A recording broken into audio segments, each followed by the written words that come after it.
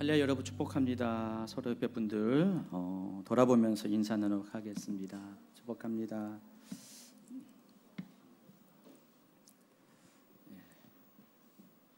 낯설은 분도 계시고 또 있어야 될 분들 없기도 하고 그럽니다. 코로나 때문에 요즘 또 새로 걸리더라고요. 작년에 우리 교회가 이제 11월 달에 한번 이렇게 코로나 이렇게 많은 분이 걸렸었는데 이번에 또 그때 안 걸린 분들이 코로나 걸리더라고요. 그래서 코로나는 피해갈 수 없다. 어차피 걸린다. 편한 마음으로 걸리면 걸린다 생각하시기 바랍니다. 도망다니면 코로나가 쫓아오더라고요. 그래서 입으로나 코로나나 다 걸려요. 못 알아듣나요? 입으로나 코로나 다 걸린다고요. 좀 이해하실 분들은 바로 이해하시고 3초 넣는 분은 3초 넣는데. 자, 오늘 말씀 8월 21일 주일 예배 마태복음 9장 말씀입니다. 자, 9장 16절 17절 말씀 같이 읽어볼까요? 생배 조각을 낡은 옷에 붙이는 자가 없나니 이는 기운 것이 그 옷을 당기어 헤어짐이 더하게 되며 새 포도주를 낡은 가죽 부대에 넣지 아니하나니 그렇게 하면 부대가 터져 포도주도 쏟아지고 부대도 버리게 됩니다. 새 포도주는 새 부대에 넣어야 둘이 다 보존되느니라. 어느 시대이든지 사람과 사건을 바라보는 관점에 따라서 늘 두 가지의 대립되는 다른 가치관이 존재합니다. 그것은 당연한 것인 것 같아요. 어떻게 사람이 똑같은 생각을 가질 수가 있습니까? 같이 사는 부부도 생각이 많이 다르고 부모와 자식 간도 다르는데 하물며 서로 남인 사람들 가운데 생각의 다름은 당연한 것입니다. 문제는 그 생각이 다른 것 때문에 서로 싸우고 분쟁하는 것을 끝나면 안 됩니다.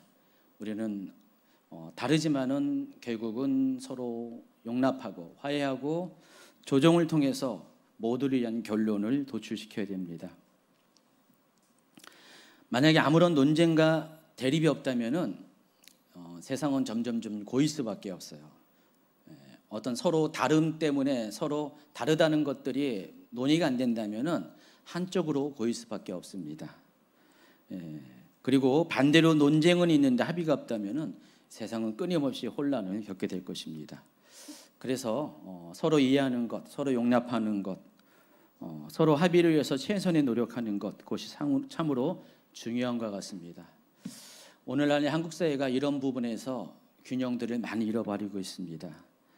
어떤 문제가 있어도 서로 합의되는 시스템들이 많이 붕괴되고 있고 서로 끊임없이 싸우고 끊임없이 비난하고 정죄하는 일들이 많아지고 있습니다. 요즘 이렇게 뉴스를 보면은 좀 많이 불편하잖아요. 짜증이 나는 일들이 많고 심지어 고통스러운 경우도 적지 않이 있습니다. 이 짜증나는 단계 넘어서 보는 것 자체가 힘들고 고통스럽잖아요. 정치권에서 그런 일들이 많이 일어나고 또 사회 전반에 걸쳐서 서로 나와 맞지 않은 것에 대한 비난의 그 강도가 상상을 초월합니다. 그래서 누군가 한 명은 죽어야지만 누군가 하나는 절단이 나야지만은 이 싸움이 끝날 정도로 지금 시대가 굉장히 분열되고 분리되는 그런 경향들을 나타내보고 있습니다. 그냥 이럴 때 아무것도 안 보고 소식도 접하지 않고 또 사람들도 안 보고 저기 사람 없는 곳에서 살고 싶은 마음도 어떤 분들은 있을 것 같아요. 그런데 사람이라는 것이 함께 사는 거고 또 내가 함께 살아가는 그 속한 사회 가운데 내가 살아있는 한 나는 영향을 받고 또 영향을 줄 수밖에 없습니다. 더구나 더 중요한 것은 믿는 자들은요 세상을 향한 중보의 사명이 있어요. 하나님이 여러분 세상에 있게 하는 것이 아니라 이 세상 가운데 중보자로서 여러분을 세우셨은 것을 믿습니까? 그렇기 때문에 우리는 그럼에도 불구하고 우리 주변에 있는 모든 혼란스러운 상황 가운데서 또 그것을 알고 또 그것을 위해서 기도하는 것들은 멈추지 말아야 됩니다. 그렇기 때문에 더욱더 믿는 자로서의 어려움이 많이 있는 것 같습니다. 오늘은 이 부분에 대한 좀 답을 구하고자 말씀을 준비했습니다. 결론부터 이야기한다면은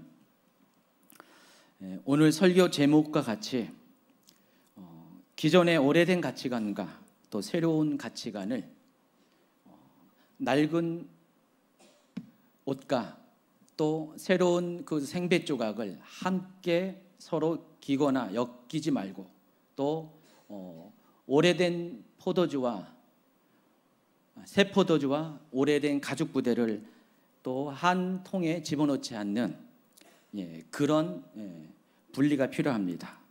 억지로 섞어서는 안 됩니다. 서로 다름을 인정하고 서로를 존중해야 됩니다. 그 이유가 명확하게 나와 있습니다. 둘 다 보존하기 때문에 그렇습니다. 하나님의 뜻은 어느 한쪽이 승리하고 어느 한쪽이 망하는 것이 아니라 둘 다 보존하는 것이 하나님의 뜻입니다.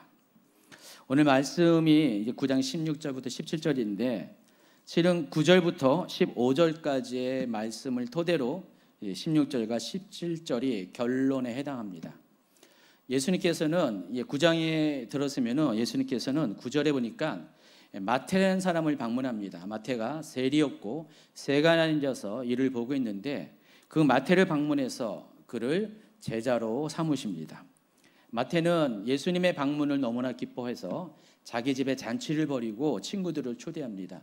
근데 그 잔치에 온 대부분의 사람들이 세리들과 죄인들로 불리는 그런 종류의 사람들이었습니다. 자, 이 모습을 보고 바리새인들이 예수님을 비난합니다.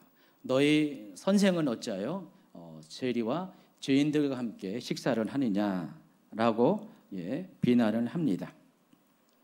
이때 예수님께서 말씀하십니다. 12절과 13절을 보면은 건강한 자에게는 의사가 쓸데없고 병든 자에게야 쓸데없느니라. 너희는 가서 내가 궁유를 원하고 제사를 원하지 아니하노라 하신 뜻이 무엇인지 배우라. 나는 의인을 부르러 온 것이 아니요 죄인을 부르러 왔노라. 이 장면이 지난 다음에 바로 연속으로 이어지는 장면이 이번에는 세례 요한이 제자들이 예수님을 찾아와서 질문을 합니다. 우리와 바리새인은 금식하는데 어찌하여 당신의 제자들은 금식하지 않습니까? 이때 예수님은 다음과 같이 대답합니다. 혼인집 손님들이 신랑과 함께 있을 동안에 슬퍼할 수 있느냐? 그러나 신랑을 빼앗길 날이 이르느니 그때는 금식할 것이니라. 자, 이 사건들 이러한 논쟁이 있은 후에 결론으로 예수님은 오늘 본문에 말씀을 하신 것입니다. 예수님은 두 그룹으로부터 비난을 받고 있습니다. 첫째는 바리새파이고 둘째는 세례 요한의 제자들이라고 하는데 에세나파라고 부르는 또 하나의 그룹이 그때 당시 있었습니다. 유대교는 모두 4개의 종파가 있었는데 사두개파와 바리새파, 에세네파와 열심당이었습니다. 그 중에서 이 바리새파 사람들과 에세네파가 오늘 예수님의 행정에 대해서 비난을 하고 있습니다. 바리새파가 주장하는 것은 분리주의입니다. 거룩한 것과 거룩하지 못한 것이 함께할 수 없다라는 그 주장을 하고 있습니다. 그래서 그들 기준에 보면은 지금 예수님과 함께하고 있는 사람들은 거룩하지 못한 사람입니다. 함께해서는 안 되는 사람입니다. 근데 그럼에도 불구하고 예수님께서 소위 랍비라 칭함을 받는 예수님께서 그들과 함께하고 있다는 것이 도저히 이해할 수가 없습니다. 그들은 아마 이렇게 생각할 거예요. 시편 1편 1, 2절에 보니까 복 있는 사람은 악인들의 꾀를 따르지 아니하며 죄인들의 길에 서지 아니하며 오만한 자들의 자리에 앉지 아니하고 오직 여호와의 율법을 즐거워하여 그 율법을 주야로 묵상하는도다. 아마 바리새인들은 이 말씀이 자기들을 향하는 말씀이라고 생각했을 가능성이 많습니다. 늘 자기들은 언제나 죄인과 악인을 멀리하고 또 늘 언제나 여호와의 율법을 묵상하고 즐거워하는 그런 사람들이잖아요. 여러분 보기에도 바리새파의 평소의 모습이 그래 보이지 않습니까? 그래서 아마 자기들은 이러한 삶을 살고 있는데 근데 왜 예수님의 제자들은 그와 같이 행하지 않는 것인가 라는 의문을 가지고 생각을 했습니다. 한편으로는 그들의 말이 일리가 있는 것처럼 보이지만은 그들은 중요한 사실을 알지 못합니다.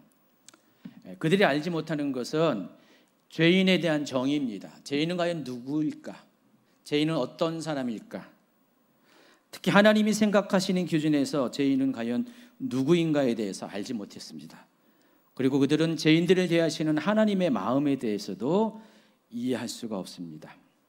예수님께서 이 땅에 오신 이유가 13절에 보니까 죄인을 부르러 왔더라 그랬습니다. 예수님이 이 땅에 오신 이유는 죄인을 찾아서 죄인을 구원시키기 위해서 이 땅에 오셨습니다. 자, 그런데 바리새인의 기준에 의한 죄인과 하나님이 보시는 죄인이 다르다는 것입니다. 바리새인은 죄인과 의인을 구분하는 기준이 율법을 지키느냐 지키지 못하느냐입니다. 자, 그런데 하나님이 보시는 죄인은 율법과 상관이 없습니다. 하나님이 기준에서 보는 죄인은 자신의 죄를 인식하는 사람입니다. 비록 죄를 지었는데 하나님 뜻대로 살지는 못하고 있는데, 율법을 지키는 삶을 살지 못하고 있는데, 그것 때문에 죄책감을 느끼고 아파하고 그것 때문에 하나님 앞에 나오지 못하는 외로움을 느끼는 사람, 그런 사람이 죄인이라는 것입니다. 누가복음 18장을 보면은 그게 어떤 의미인지를 잘 설명해 줍니다. 누가복음 18장 9절부터 한번 읽도록 하겠습니다. 또 자기를 의롭다고 믿고 다른 사람을 멸시하는 자들에게 이 비유로 말씀하시되, 두 사람이 기도하러 성전에 올라가니 하나는 바리새인이요 하나는 세리라. 바리새인은 서서 따로 기도하여 이르되, 하나님이여, 나는 다른 사람들 곧 토색, 불의, 간음을 하는 자들과 같지 아니하고 이 세리와도 같지 아니함을 감사나이다. 나는 일에 2번씩 금식하고 또 소득의 11조를 드리나이다 하고, 세리는 멀리 서서 감히 눈을 들어 하늘을 쳐다보지 못하고 다만 가슴을 치며 이르되, 하나님이여 불쌍히 여기소서, 나는 죄인이오소다 하였느니라.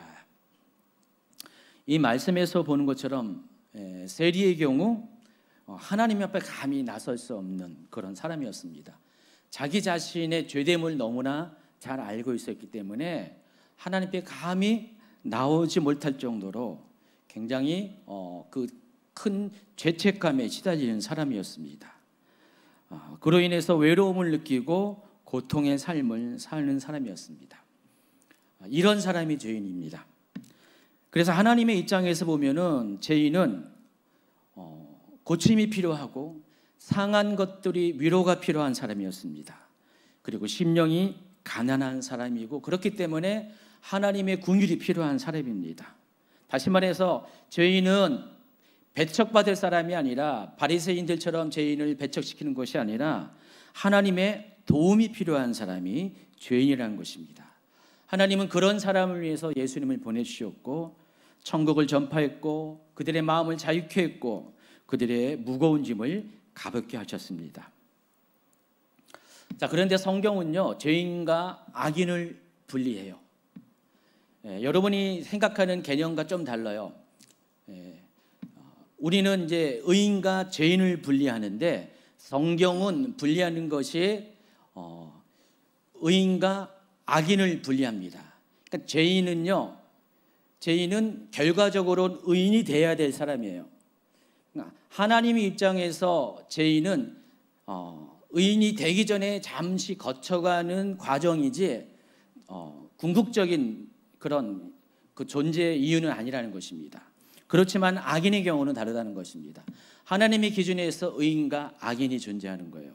바리새인의 기준에서는 의인과 죄인인데, 하나님의 기준에서는 의인과 악인이 존재한다는 것입니다. 제 말이 뭔 말인지 이해가 좀 안 가죠? 그래서 좀 설명을 해드리겠습니다. 성경에서 말하는 악인은 어떤 것인가? 하나님을 두려워하지 않은 사람입니다. 하나님을 인정하지 않는 사람, 따라서 하나님의 말씀을 무시하고 또 하나님의 말씀을 의도적으로 지키지 않은 사람, 이런 사람이 악인이라는 것입니다. 그래서 성경은 그런 악인과 죄인을 구분한다는 것입니다. 여러분, 죄인이 이런 사람입니다. 자신이 죄를 지은 것 충분히 알고 있어요. 그런데 자신의 연약함 때문에 어쩔 수 없이 죄를 짓는 거예요. 죄를 짓고 싶지는 않지만은 불가학적인 어떤 환경 가운데 그것이 나쁜 것인지 알면서도 어쩔 수 없이 죄를 지은 사람이 있습니다. 그러면서도 아파요. 그것 때문에 고통스러워요. 그것 때문에 죄책감을 갖고 있습니다. 그런데 악인의 문제는 달라요. 악인은 그렇지 않습니다. 그것이 죄인인 것을 알고 나쁜 것을 알면서도 의도적으로 그것을 자기가 그 죄를 짓지 않을 수도 있어요. 피해 갈 수도 있는데 그럼에도 불구하고 의도적으로 그러한 악을 행합니다. 자신의 욕심 때문에 그랬습니다. 자신의 유익을 구하기 위해서 그렇습니다. 그래서 죄인과 악인을 구분하는 것은 동기의 문제예요. 마음의 동기. 마음의 의도가 어떠냐에 따라서, 마음의 의도에 따라서 죄인과 악인이 구분이 된다는 것입니다. 성경에는요, 죄를 이야기하는 단어들이 많이 있어요. 구약 성경도 죄에 대해서 각각 다르게 설명하고, 헬라어에서도, 신약 성경에서도 죄에 대해서 다르게 설명하는데, 특별히 헬라어에서 보면은요, 죄를 의미하는 5개의 중요한 단어가 있습니다. 그 중에서 한 가지 단어를 주목하시기 바랍니다. 이 아노미아라는 단어가 있는데, 이 아노미아 단어가 어디에서 사용했냐면요, 마태복음 7장 23절에 사용됐습니다. 한번 23절 읽어볼까요? 그때 내가 그들에게 밝히 말하되 내가 너희를 도무지 알지 못하니 불법을 행하는 자들아 내게서 떠나가라. 이 단어가 아노미아예요. 불법이라는 것은 어떤 뜻이냐면은 잘못인 것을 알면서도 고의로 지은 죄, 이게 불법이라는 것입니다. 지금 여기 등장하는 사람은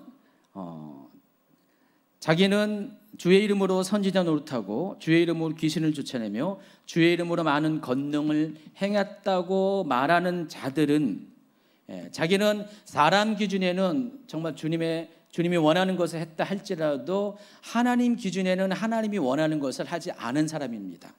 그 이유가 아무리 그런 일을 한다 할지라도 이 일들은 하나님의 뜻대로 행한 것이 아니기 때문에 그렇다는 것입니다. 여러분, 하나님의 뜻이 뭐라고 그랬을까요? 사람을 불쌍히 여기는 거잖아요. 긍휼을 베푸는 것이 하나님의 뜻입니다. 그러니까 그와 같은 동기를 가지고 행하지 않은 모든 것은 하나님 기준에 의하면 불법이고 그런 사람이 악한 사람이라는 것입니다. 여러분이 지금 하나님 앞에 열심으로 헌신합니다. 충성 봉사합니다. 교회 일과 또 하나님이 기뻐한다는 여러분 안에 판단되는 것을 가지고 여러 가지 몸을 들여서 또 재물을 들여서 열심히 충성하고 있습니다. 그런데 그것이 정말로 하나님이 원하시는, 하나님의 기뻐하는 본래의 뜻, 영혼을 사랑하고 영혼을 불쌍히 여기는 그런 동기와 그런 목적을 가지고 행하지 않는다면은 하나님 것을 받지 않는다는 것입니다. 심지어 선지자 노릇하고, 심지어 권능을 베풀고, 심지어 귀신을 쫓아내는 놀라운 일을 한다 할지라도 그런 마음이 없이 행하는 모든 것들은 다 불법이에요. 그리고 그런 사람은 천국에 갈 수 없다라고 이야기를 하십니다. 하나님은요, 죄를 지으면서도 자신의 죄를 인정하지 않은 사람을 악인으로 규정합니다. 그리고 그에 대한 보응으로서 천국에 들어가지 못합니다. 자, 예수님이 이와 같은 기준을 가지고 바리새인들이 지금 자신을 비난하는 것이 하나님의 마음과 뜻을 외면한 잘못된 주장임을 깨우쳐 주십니다. 그래서 호세아 6장 6절의 말씀을 그들이 다시 한번 배울 것을 권면합니다. 호세아 6장 6절에 이런 말씀이 있어요. 나는 인애를 원하고 제사를 원하지 아니하며 번제보다 하나님을 아는 것을 원하노라. 예수님이 오늘 이렇게 9장에서 이 말씀을 인용을 하면서 정말 이렇게 호세아가 이 말을 한 이유가 뭔지를 한 번 더 깊이 생각하고 그런 다음에 지금 예수님의 행동을 비난할 것을 요구를 하시는 것입니다. 또 이스라엘의 사해 근처에 가면요, 여러분 유대야 강야 끝에 많은 동굴들이 있습니다. 거기 보면은 쿰란이라는 지역이 있는데 거기에는 아주 오래전에 에세네파라는 사람이 거주했습니다. 에세네파는 오늘 이렇게 예수님을 찾아온 세례 요한의 제자들이 속한 그런 공동체였습니다. 자, 이들은 어떤 사람들이냐면은 이들은 평소에 기도와 또 말씀 읽기, 금식을 통해서 하나님 앞에 자신의 신앙심을 보여주는 그런 사람이었습니다. 이들은 평생 독신으로 살았습니다. 제대로 먹지도 않고요, 아주 절제하면서 금식하면서 금욕적인 생활을 하는 사람이 있는데 이들의 그 신앙생활의 특징을 한마디로 말하면 금욕주의예요. 아까 바리새파는 분리주의라고 우리가 말할 수가 있습니다. 그래서 이들은 그 광야 가운데서 살았고 또 늘 언제나 자신들이 이러한 삶을 살다 보니까 금식에 대해서는 누구보다도 자긍심이 있었습니다. 여러분, 어떤 분들이 기도를 많이 하면 어떻게 돼요? 평소에도 기도 많이 하는 분들은 기도 안 하는 사람을 보고 어떻게 뭐라고 합니까? 기도 좀 하지. 그 말은 나는 기도 많이 해. 어떤 사람은 전도를 이렇게 많이 한 사람은 너는 교회 다니면서 전도도 안 하냐 하면서 전도 안 하는 사람에 대해서 뭐라고 합니다. 어떤 사람은 평소에 성경을 많이 읽어요. 그러면 영락없이 누구한테 말할 기회가 있으면 성경 좀 읽지. 그러고도 인간이야 하면서 그런 분들이 많이 있습니다. 여러분, 누가 성경 읽지 않고 싶어 합니까? 누가 전도 안 하고 싶습니까? 누가 기도 안 하고 싶습니까? 누가 예배 참석 안 하고 싶습니까? 다 상황이 있어요. 입장이 있어요. 그런데 할 수가 없는 어떤 연약함이 있습니다. 할 수 없는 상황이 있습니다. 자기가 잘못된 거 알아요. 자기가 못하고 있는 거 알아요. 근데 꼭 그것을 송곳처럼 찔러가지고 문제를 지적하는 사람들이 있죠. 지적질을 잘하는 분들이 있습니다. 그래서 그와 같은 지적을 당하는 사람들이 바로 죄인이에요.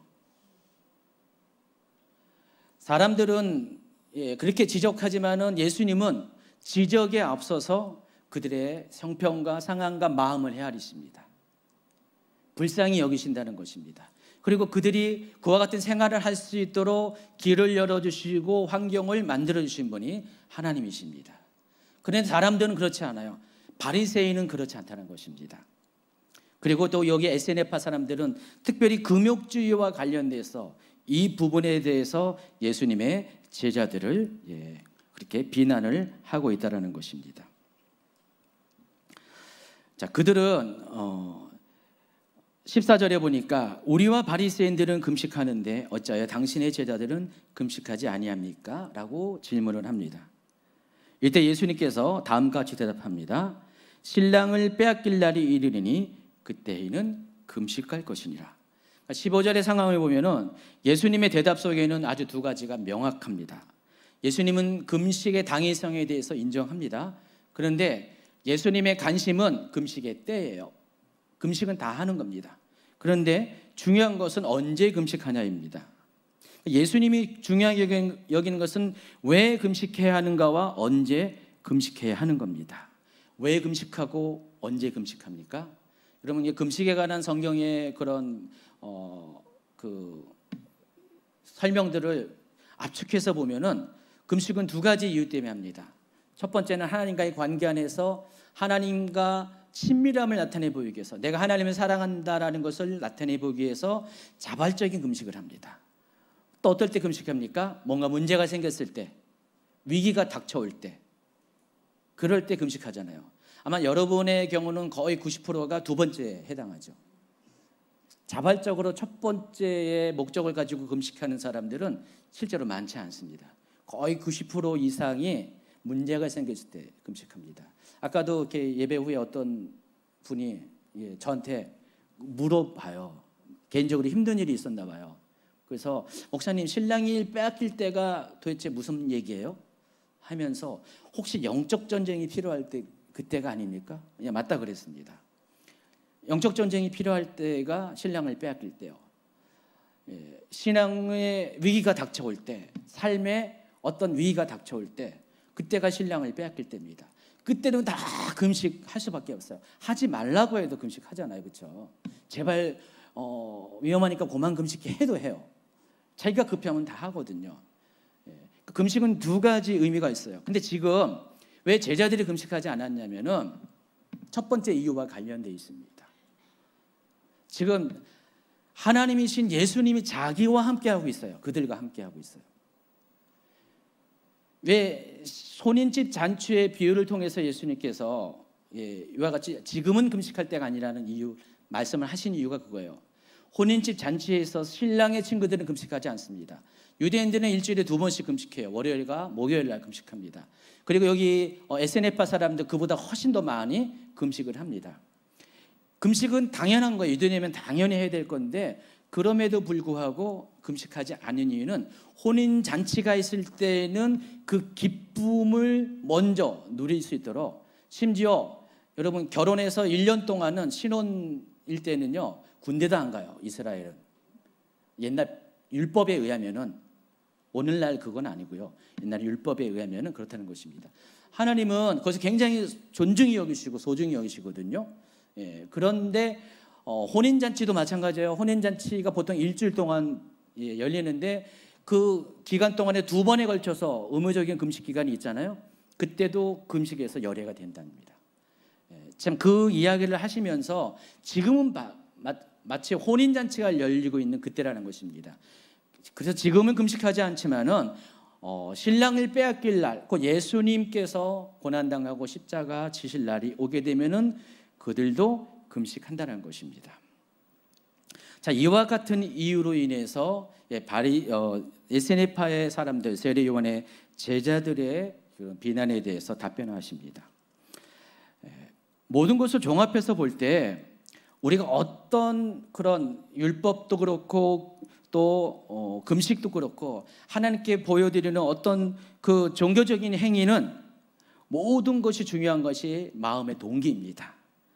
겉으로 나타난 행위보다도 하나님 앞에 그것을 행하는 내 마음의 태도가 중요하고, 만약에 그 모든 것이 하나님 앞에서 하는 것이 아니고 사람에게 보이려고 하는 행동은 모두가 외식이라고 규정합니다.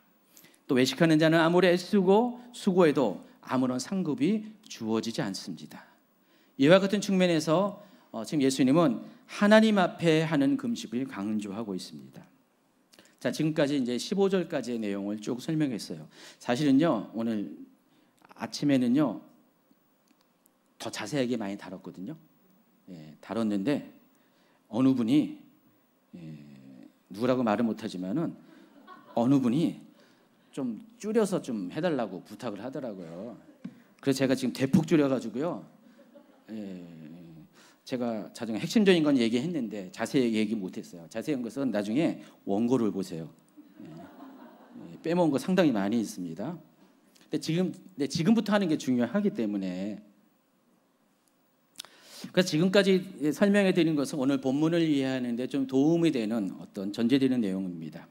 자, 이와 같은 말씀을 마치신 예수님은요, 마지막으로 오늘 본문의 말씀을 이야기하십니다.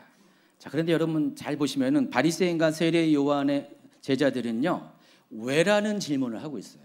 왜 죄인들과, 왜 세리와 함께 식사하느냐, 왜 금식하지 않느냐. 여러분들도 그런 질문 할 때가 많이 있잖아요. 어떤 사람의 행동을 보고 당신은 왜 기도하지 않아? 왜 말씀 읽지 않아? 왜 예배 나오지 않아? 왜 이거 해? 왜 저거 해? 여러분 왜라는 질문 많이 하지 않습니까? 지금 이들은 왜라는 질문을 하면서, 왜라는 질문을 할 때는 뭘 원하냐? 그것에 맞는 정답을 원해요. 그리고 정답을 말해주지 않으면은 화가 나죠. 그렇죠? 예. 부부가 왜 싸우느냐? 누군가 한 사람은 왜를 물어볼 것이고, 어떤 사람은 정답을 피해갑니다. 특히 남자분들이 많이 피해가더라고요.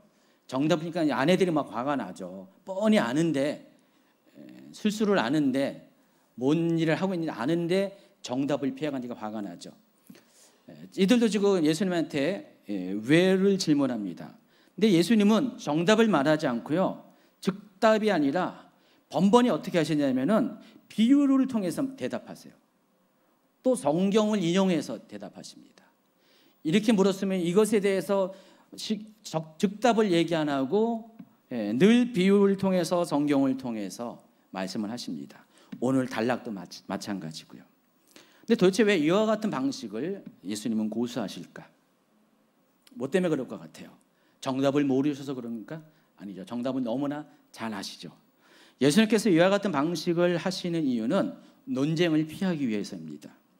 사실 이들이 원하는 것은 예수님의 답변을 통해서 가르침을 얻고자 함이 아닙니다. 이들은 단지 예수님을 공격하기 위한 비밀을 얻고자 말의 함정에, 논리의 함정에 예수님을 빠뜨리기 위한 것입니다. 그래서 자신들이 가장 자신 있는 것, 바리새인의 경우는 율법에 대해서 자신 있었죠. 또 이 에세네파 사람들은 금식과 같은 그런 신앙생활에 자신이 있었죠. 또 그것에 대한 확신이 있었습니다. 그것을 가지고 예수님의 잘못을 증명해 보이려고 그런 의도로 이런 질문을 했다는 것입니다. 여러분, 작심하고 이렇게 넘어뜨리고자 하는 사람을 설득할 수는 없어요. 그들의 생각을 바꿀 수가 없습니다. 그래서 그들에게 그들의 생각을 바꾸기 위해서 내 논리를 가지고 대답을 하면은요, 논쟁이 되고 논쟁은 더 큰 논쟁을 낳을 뿐입니다. 그리고 어느 순간에 분쟁이 돼요. 격한 감정의 대립이 생기게 됩니다. 예수님은 너무나 이런 사실을 잘 알았습니다. 그리고 예수님의 방법으로 결론을 내렸는데 둘 다 인정하는 것입니다. 둘 다 보존하기 위해서. 그들이 옳다고 생각하는 것도 인정하고 또 예수님이 옳다고 생각하는 것도 두 가지를 다 인정하는 것입니다.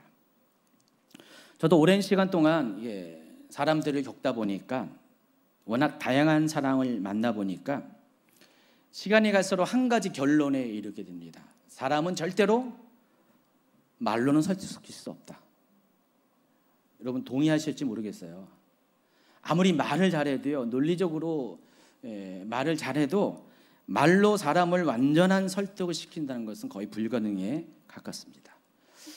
여러분 아마 이렇게 옛날에 그런 경험을 많이 했을 거예요. 어떤 사람과 대화를 하다가 밤을 새워서 대화를 하잖아요. 그렇죠? 저도 젊었을 때는 밤을 새워서 토론한 적이 있습니다. 밤을 새워 토론하다 보면 어떻게 해요? 어느 순간에 계속 평행선을 달려면은 감정이 막 일어나잖아요. 욱하고 일어나잖아요. 그리고 밤새 토론해가지고 몇 년 동안 서로 안 보는 경우도 가끔 생기기도 하잖아요. 어떤 부분은 그것 때문에 갈라서기도 하고요. 그래서 제가 많이 겪다 보니까 논쟁을 통해서 해결된 경험은 거의 없었다는 사실, 설득의 효과가 크지 않는다는 사실을 배웁니다. 더구나 나이가 들면서 이젠 논쟁할 힘이 빠지게 돼요. 그런 마음도 없어지게 됩니다. 그러면서 제가 의도하건 의도하지 않건 어떤 결과가 나오냐면은 그냥 사람들의 이야기를 최대한 들어주게 됩니다. 그러니 하면서 공감해 주는 그런 법을 터득하게 됩니다. 최근 몇 년간은 사람들이 너무나 극단주의적인 생각들이 많이 이렇게 생각이 들어오다 보니까 정말 제가 아무리 목회자의 경험과 권위를 가지고 이야기해도 잘 안 들어요. 몇 년이 지나면 그때 가서 뒤늦게 깨닫긴 하지만은 그때 당시는 전혀 듣지 않습니다. 그렇지만은 그분들이 아무리 그런 극단적인 얘기를 해도 어느 정도 들어주고 공감을 해주면은요, 상황이 심각해지는 사태는 피할 수가 있다는 것입니다. 그래서 문제 해결의 탈출구를 보게 됩니다. 자, 예수님은요, 이 생활의 원리를 통해서 이것에 대해서 설명해 주시는 거예요. 오늘 본문이 그거예요. 그 누구도 새 천조각을 날고넷에 대고 깁지 않는다. 만일 그렇게 하면 새 천조각이 그것을 잡아당겨 더 심하게 찢어질 것이다. 그 누구도 새 포도주를 낡은 가죽 부대에 담지 않는다. 만일 그렇게 하면 낡은 부대가 터져 포도주가 쏟아지고 가죽 부대도 못 쓰게 될 것이다. 새 포도주는 새 가죽 부대에 넣어야 한다. 그래야 둘 다 보존될 수 있다. 이것은 예수님만 아는 게 아니라 이 말씀을 듣는 모든 사람이 알 수 있어요. 물론 이렇게 이런 거 전혀 안 해본 사람은 모를 거예요, 그렇죠? 여러분 여기 16절에 보면은 새 천조각을 날고넷에 대고 깁는 거 한 번도 안 해봤죠? 할 일이 없잖아요, 요즘은요. 근데 낡아지면 버리잖아요. 제가 어렸을 때에도 양말이 빵꾸 나면은 늘 어머니가 기어줬어요, 그렇죠? 근데 새 거 갖고 안 하시죠? 늘 다른 낡아진 양말에 천조각을 빼다가 같이 낡아진 것으로 합니다. 근데 만약에 새 것을 갖다 끼면 어떻게 돼요? 새 것에 있는 그 탄성 힘이 낡은 것들을 끌어당겨 가지고 결국은 그 바느질한 것들이 전부 다 헤어지게 돼서 두 개 다 버리게 됩니다. 새 포도주를 낡은 가죽 부대에 담아서는 안 됩니다. 새 가죽 부대에 있는 강한 알칼리성이에요? 아니면은 산성이에요? 산성이에요? 예.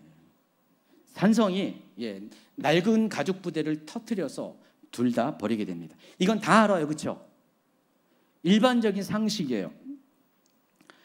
예수님은 이 상식적인 이야기를 꺼내면서 자 봐라. 너희 중에 그런 사람이 없지 않냐. 마찬가지다.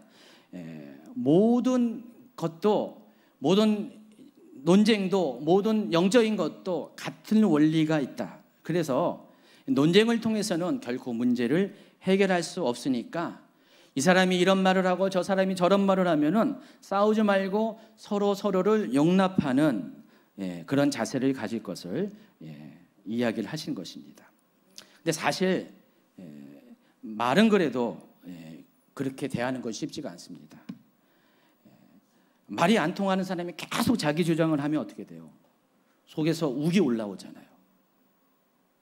그래서 어떤 사람들은 1시간을 참아내고, 어떤 사람은 2시간을 참아내고, 어떤 사람은 10분을 참아내고, 어떤 사람은 1분도 참아내지 못합니다. 그 사람의 자신의 성격에 따라서 시간만 다를 뿐이에요. 그러니까 사람으로서는 참아낼 수가 없어요. 그렇기 때문에 우리에게 필요한 것이 불쌍히 여기는 마음이에요. 궁일이 여기는 마음입니다. 어떤 사람이 계속 자기 주장을 하면은요, 겉으로는 미소를 띠고 속으로는 부글부글 끓는 게 아니라 아예 속에조차도 불쌍히 여기는 마음을 가져야 됩니다. 그 사람이 잘나고 내가 부족해서가 아니라 내 안에는 하나님의 사랑이 있기 때문에 내가 그것을 용납하는 마음의 자세를 가지고 그것을 들어주면은 관계가 깨어지지 않습니다. 우리가 젊었을 때는 이걸 잘 못해요. 내 주장이 앞고 내 열정이 있기 때문에 이런 걸 잘 못해서 관계를 잘 깨져요. 그런 거에서 결혼하면은 결혼한 지 1년 만에 이혼한 사람들이 많아요. 요즘은 시대가 바뀌어가지고 아주 늦은 나이에 이혼한 사람도 많이 있지만은 결혼할 때 보면은 1년 이내, 어떤 사람은 3개월 이내, 어떤 사람은 결혼하고 그 다음 날 막 헤어지기도 합니다. 그들에게는 그렇게 들어줄 여유가 없고 너그러운 마음이 없기 때문에 그렇습니다.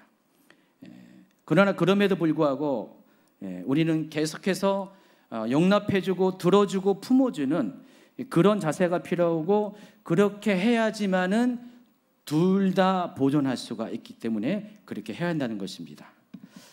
근데 오늘 말씀은 둘 다 보존하는 것도 중요한데 또 한 가지 중요한 것이 새 포도주는 새 가득 부대에 넣으라는 말씀입니다. 사실 똑같은 말이에요. 이왕이면 이렇게 말할 수가 있잖아요. 오래된 포도주는 낡은 부대에 넣으라, 이런 표현도 할 수가 있잖아요. 근데 왜 예수님은 새 포도주는 새 가죽 부대에 넣으라는 이런 말씀을 했을까요? 이런 생각 전혀 안 해봤을 거예요, 그렇죠? 실은 이렇게 말씀하신 이유가 있습니다.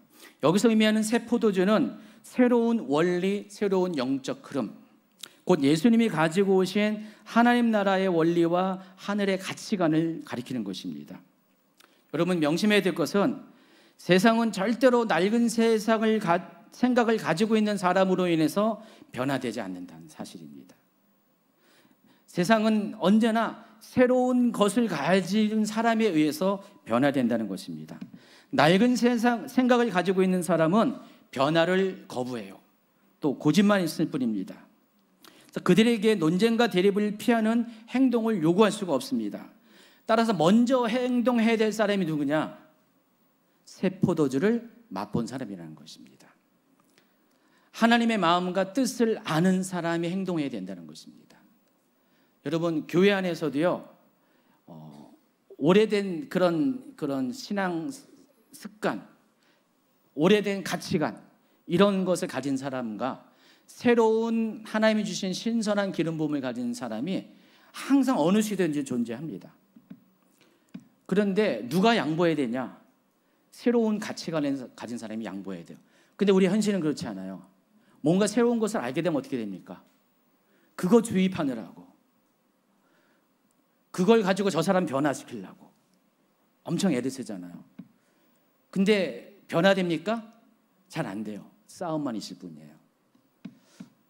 그래서 우리가 이 둘 다 보존한다는 이 명제 안에서 이것을 먼저 이렇게 용기 있게 해야 될 사람은 새 포도주를 맛본 사람이 해야 된다는 것입니다.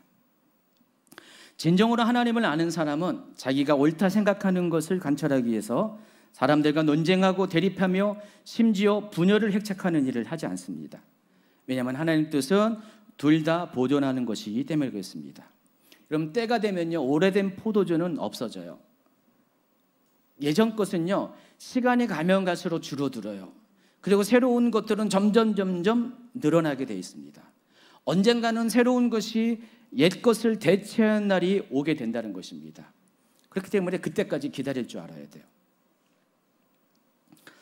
예전에 여러분 잘 알고 있는 유명한 비유 중에 하나가 어떤 게 있냐면은 어느 교회에 어느 목사님이, 담임 목사님이 교회의 그 피아노 위치 때문에 장로님들과 좀 분쟁이 있었습니다.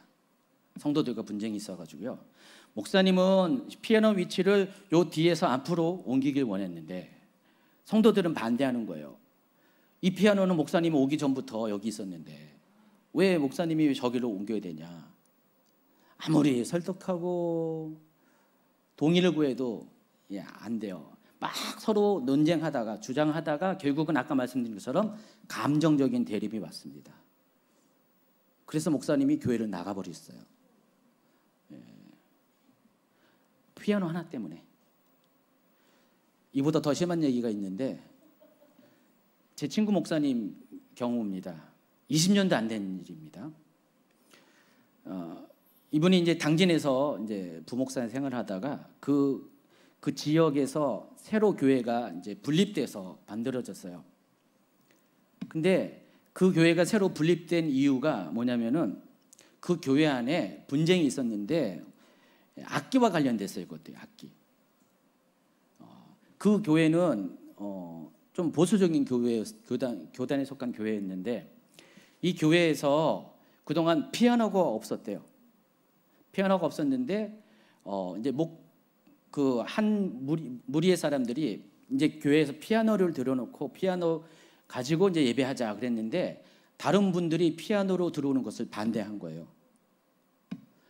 20년 전인데 겨우 피아노 때문에 그래요. 만약 우리 교회처럼 드럼이 있고 일렉 기타가 있고요, 저기처럼 메노라가 있고 또 워십을 하잖아요. 나팔을 불잖아요. 난리가 났을 거예요. 아마 전쟁이 일어날 겁니다. 겨우 피아노 교회에 들여놓냐 마냐 이것 때문에 싸움이 일어났어요. 그래서 싸우다 교회가 분립이 돼버린 거예요. 교회가 나눠졌어요. 그리고 악기파 교회에 제 친구 목사님이 초빙 받아가지고 담임 목사를 갔습니다. 실제로 그런 일이 있다니까요. 여러분 말도 안 되는 일이 일어나고 있어요. 다시 이제 아까 그 이야기 들어가면은 그래서 이제 그 목사님이 나가버렸습니다. 그리고 새로운 목사님이 왔어요. 몇 년 시간이 흘렀고 그 목사님이 그 지역에 한번 방문할 일이 있어가지고 자기가 예전에 목회하던 교회에 미은정 고은정이 있으니까 다시 방문했던데 그토록 자기가 움직이기를 원했던 그 피아노가 앞으로 가 있는 거예요. 그 깜짝 놀랐어요. 뭐 화가 났어요. 아니 나 있을 때는 그렇게 못하게 하더니 도대체 성도들은 섭섭한 거예요. 목사님한테 물어봐요. 도대체 어떻게 이렇게 했냐. 나는 이것 때문에 나갔는데. 그 목사님이 그러더라고요. 일주일에 1cm씩 옮겼대요. 1cm. 그 다음 주 1cm. 성도들은 몰라. 1cm 옮긴 건지. 근데 몇 달 지나니까 목표한 위치까지 올라간 거예요.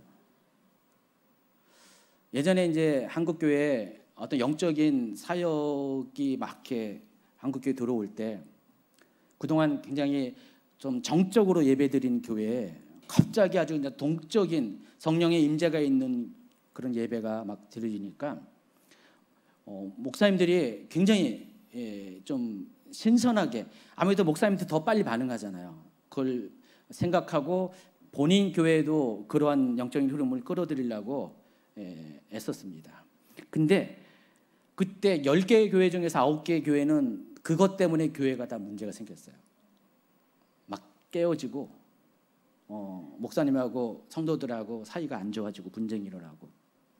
왜 그러냐면은 그 낡은 포도주에 익숙한 분들은요, 새 것에 대해서 받아들이기가 너무 힘들어요. 그러니까 자기도 모르게 이미 낡은 가죽 부대가 됐는데 새 포도주가 오면은 굉장히 부담감을 느끼는 거예요. 그러니까 이것을 못 받아들이고, 목사님은 새 것을 자꾸만 주려고 하는데, 좋은 의도에서 주려고 하는데 이것 때문에 교회가 막 문제가 생겨요. 그래서 교회가 막 깨지고. 그래서 이런 것들을 한 10년 겪다 보니까 이런 영적 사역에 대해서 부정적인 생각들이 많이 생겼어요. 근데 어떤 목사님은요, 지혜롭게 했어요. 그러지 않고 조금씩 정말 1cm씩 움직이는 거예요. 여러분이 1cm도 아니고 1mm가 눈에 보이지 않는 것 같지만은 꾸준히 그렇게 하잖아요. 기적이 일어납니다. 1mm씩 하면은 언젠가는 목표하는 것에 도달할 수가 있어요. 근데 그렇게 하는 이유는요, 물론 지혜로운 것이지만은 배려하는 것입니다. 그렇지 못한 사람에 대한 배려예요. 솔직히 마음이 젊고 몸도 젊고 열정적인 사람들은요, 그걸 못 기다리죠. 저도 옛날에는요, 너무 앞서가서 문제가 많았었어요. 그래서 제가 뭔가를 창의적인 것들을 하다 보면요, 주변 사람들이 이해를 못하는 거예요. 회사에서도 그렇고 또 교회에서도 그렇고요. 옛날에 제가 좀 많이 그랬어요. 몇 년 뒤면은요, 제가 시도하던 것들이 맞아요. 그렇게 하고 있어요. 근데 사람들은, 제가 이제 그때 가서 얘기해요. 제가 옛날에 이렇게 하지 않냐. 진작 얘기하지. 진작 얘기했는데 그때는 안 들리는 거예요. 안 들리고 막 그런 저를 이해 못하고 싫어하고 부담스러워하고. 근데 제가 나이가 딱 들다 보니까, 겪다 보니까 저도 이제 터득하게 된 거예요. 제가 옳다고 생각하고 제가 좋다고 생각하는 게 그들 모두에게 결국은 좋지만은 지금 현재 상황에서 다 좋은 것이 아니라는 것을 뒤늦게 깨닫게 돼서, 저도 그래도 1cm는 아니더라도 한 5cm씩, 10cm씩은 좀 쉬어가면서 하고 있습니다. 최 목사님하고 저하고도요, 성향이 많이 달라가지고요, 뭐 다 아시겠지만은 서로 이런 부분에서 새 포도주를 좋아하는 그런 분야가 좀 달라요. 최 목사님은 영적인 부분에서, 영적인 흐름에 대해서 새 포도주를 빨리 맛을 보는 사람이에요. 저는 그보다는 어떤 새로운 시스템, 새로운 어떤 시도, 이런 것들 있잖아요. 이런 것에 영역이 좀 달라요. 그러다 보니까 서로 이것 때문에 옛날에 많이 싸웠었어요. 갈등이 있었어요. 최 목사님은 이걸 하자고 하면은 저는 굉장히 부담스러워하는 거예요. 엊그저께도 그랬거든요. 싸운 건 아니고요. 엊그저께도 최 목사님이 어느 강사, 여기 이번에 허철 목사님이 내년에 어떤 강사를 여기 초대하는데 우리 교회에서 할 건가 뭐 이렇게 물어보셨어요. 근데 제가 싫다 그랬어요. 너무 부담돼. 근데 최 목사님은 또 생각이 다릅니다. 또 교회가 더 하나님 새로운 차원으로 나가려면은 그런 어떤 리스크가 있어도 해야 되지 않냐. 근데 저는 싫은 거예요. 또 최 목사님 같은 경우는, 저 같은 경우는 뭐 새로운 시스템을 막 하면은 가령 이런 거 아마 여러분들은 중에 그럴 거예요. 아니 목사님은 교회 재정도 없는데, 공사비용도 없는데 왜 저런 거 해야 되냐. 근데 저거를 이제 해달라고 이렇게 저한테 주장하는 분은 저 안에 계시거든요. 방송팀에서. 근데 방송팀의 주장과 성도들의 입장을 제가 절충해서 이 정도 한 거거든요, 실은. 근데 어떻게 해요? 하니까 좋긴 좋죠. 근데 여전히 불편한 사람도 있을 거예요. 처음에 적응도 안 됐잖아요. 근데 하고 나면 이따가 없어지면 굉장히 또 아쉬워요. 모든 문화가, 모든 새로운 것이 그렇다는 것입니다. 그렇기 때문에 우리에게는 두 가지 자세가 필요한 거예요. 두 가지 다 존중하는 자세. 왜냐하면 둘 다 보존돼야 되기 때문에. 그리고 먼저 경험한 사람이, 새 포도주를 경험한 사람들이 그 새 포도를 이렇게 붓는 그 속도를 조정하고, 그렇지 못한 사람들에 대한 배려가 필요하다는 것입니다. 마태복음 13장 52절에는 이런 말씀이 있어요. 요거 하고 마칠 겁니다. 예수께서 이르시되 그러므로 천국의 제자된 서기관마다 마치 새 것과 옛 것을 그 곳간에서 내어놓은 집주인과 같으니라. 옛날에는요, 제 이 말씀을 잘 이해가 안 됐고 좀 다른 각도에서 제가 이렇게 이것을 해석했는데, 오늘 말씀을 준비하다 보니까 이 말씀이 어떤 의미인가가 명확해집니다. 천국의 제자된 이 서기관이 의미하는 게 과연 무엇일까요? 서기관은 기록하는 사람이잖아요. 성경을 필사하는 사람이죠. 다시 말해서 하나님의 말씀을 책임지는 사람입니다. 하나님 말씀을 관리한 사람입니다. 그래서 이 천국의 제자된 서기관이 의미하는 것은 하나님의 뜻과 하나님의 마음과 하나님의 계획을 알고 그것에 책임지고 순종하는 자가 천국의 제자들입니다. 천국의 제자된 서기관입니다. 바로 여러분이 그런 사람이라는 것입니다. 하나님을 알고 하나님의 마음과 뜻을 아는 사람이 하나님의 마음과 뜻을 전달하고 하나님의 마음과 뜻을 관리해야 될 책임이 있다는 것입니다. 중요한 것은요, 52절에 보니까 그 천국의 제자된 서기관은요, 새 것과 옛 것을 곳간에서 내오는 집주인과 같다 그랬어요. 그러니까 천국의 제자된 서기관은 이 두 가지의 것의 균형을 잡아야 한다는 것입니다. 옛 것과 새 것 모두가 다 어디서부터 온 거예요? 하나님부터 온 것입니다. 옛 것은 이미 지나간 것이고 폐기해야 될 것이 아니고, 새 것만 중요한 것이 아니라 정말 하나님의 마음을 아는 사람은, 뜻을 아는 사람은 옛 것도 소중히 여기고 새 것도 귀하게 여기시는 그 하나님의 마음과 뜻을 알고 두 가지 모두를 소중히 여긴 사람이라는 것입니다. 여러분, 실제로 낡은 것은 낡은 것대로, 새 것은 새 것대로 존재 의미가 있습니다. 어떤 교회는요, 젊은 세대만 집중해요. 젊은 세대, 다음 세대, 젊은 세대만 외칩니다. 그리고 나이 든 세대는 신경을 안 써요. 나이 든 세대는요, 어차피 지나간 세대고 죽을 세대고, 말이 좀 표현은 그러나요? 저도 이제 걱정 마세요. 저도 가까우니까 신경을 안 써요. 그냥 젊은 세대만 막 여기 신경을 써요.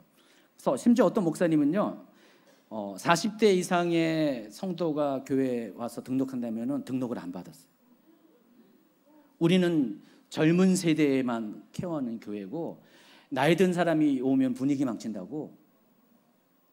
근데 나중에 그분이 이제 공식적으로 회개하고 잘못했다고 막 그러더라고요.